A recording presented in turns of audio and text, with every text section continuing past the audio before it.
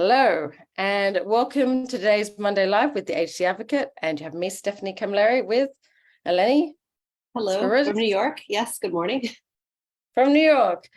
So basically, we are today talking about going back to school, going back to university now that summer is over, and how we as parents can help set our child up for success. And that very much obviously starts at home, doesn't it, Eleni? Oh, 100%. It's never just the ADHD, is it? There's the sort of other symptoms that we as parents really need to be attuned to and recognize and want to sort of proactively support before our kids can really get off on a very difficult tangent to sort of rein back in. Yeah, it's not easy, is it? Going from, a summer where there's been no routine. I don't know about you, but my kids have been, not used to having to get up so early, for instance.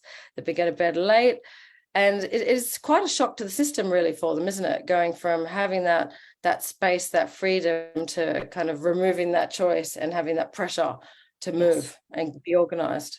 Absolutely. And not only that, Stephanie, I feel like in the summer, even if there was a routine, the stakes were far lower than they are now. And with many students returning to high school and university, these are actual deadlines and timeframes and expectations that do carry more weight. So sort of impressing that upon our kids is also something that we as parents need to kind of recognize and figure out what's going to motivate them and keep them on track. Yeah. And doing all of that while making sure we don't trigger their anxiety. I find the balancing act the most difficult part, isn't it? Because whilst it's good to kind of remove choice, obviously if our ADHD is too overwhelmed, if it's a bit too much challenge and they can't meet it, then that pressure is just going to send them, into that anxious, ruminative state, which we don't want. Absolutely. And I think what has been effective, what's worked for me personally, as well as with my clients, is to start by presenting some options for your child in a sort of chunk that they can digest and manage. So if they're very young, offer them a choice, but it's a choice that you sort of know they're going to be successful, whichever one they choose. So it could be, would you like to do your homework now, or would you like to do it after you have an apple? So you're kind of giving them a choice, but you're not really giving them a choice.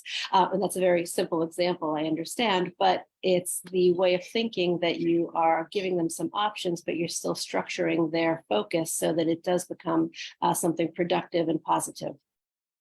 Yeah, it's a really tough gig if you're a parent with ADHD as well, and we get into these phases, particularly at the beginning of a school year, where we're like, that's it, this year I'm doing it better, it's going to be different.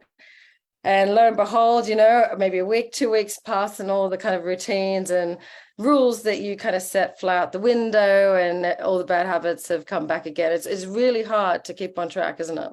It is really hard. And I think also it's just important for us to be kind to ourselves and to recognize that this is, a very much a dynamic, parenting is dynamic, right? We can't stick to a plan that we've created when things change all around us, and especially with our kids when, as you said, Stephanie, the anxiety can kick in, the rejection sensitivity can kick in. All of these things can really overwhelm our kids. And then, even the best laid plans can kind of go out the window. Yeah, I think we always say, like you've probably heard, putting the oxygen mask on yourself first as a parent, first and foremost, because if we don't have capacity, if we don't create space, we can't hold the space. And quite often with our kids with ADHD, with their anxiety and some of the kind of meltdowns that can happen as well, is if we're in a bit of a flurry, or if we're so kind of dysregulated that we can't organize ourselves, we're not going to be able to organize them. We're not going to be able to respond versus react to maybe their outbursts, and things will escalate. It doesn't go very well from there. So kind of creating space, it's number one, isn't it? I think as a parent with ADHD. Absolutely, absolutely. And just having a general idea of structure. It doesn't have to be a routine that you stick to 100% every single day, but just having that framework that of the things that you want to achieve. And however you get there, of course, might vary day by day, or if something comes up, but having that template, sort of the scaffolding, literally, that you and your child can both sort of use as the structure to where you want to be. Yeah, and noting that, every child is different. So for some children, I know in my family, for instance, removing choice, knowing that if they, you know, remove the kind of devices, for instance, but then maybe they'll get like, you know, 10, 15 minutes of it at a later time, that doesn't motivate them, because that reward is just immediate enough. It's kind of just behind the thing that I want them to do, so they can see it, they know it's achievable, so they're kind of motivated enough to get through the kind of boring bit so that they can get their reward.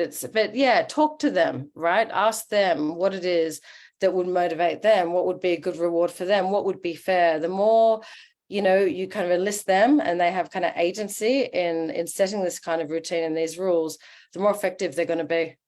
At 100%. And you just spoke to another big challenge that we ADHDers have, and that's time blindness. So structuring something that motivates them after maybe the task they might have a bit of a difficult time getting through is very effective as well. Yeah. So yeah, it's not easy, but with time, hopefully everyone will get into a bit of a rhythm. And again, using the body double strategy, if you find that your child's maybe not getting out the door, maybe get them to arrange with a friend to meet them or something at a certain time, because they're much more unlikely to kind of want to, you know, disappoint them than, you know, with us, right? We're safe people, they're parents, but if they know their friends waiting for them, they're not going to want to changes everything, right?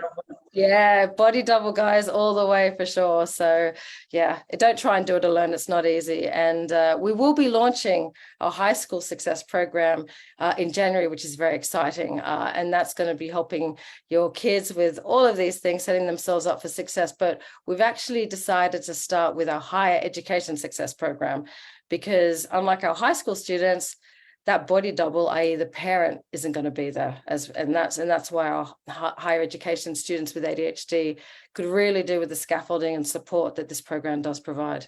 Absolutely. The support that we found that university students really need extends so far beyond the classroom.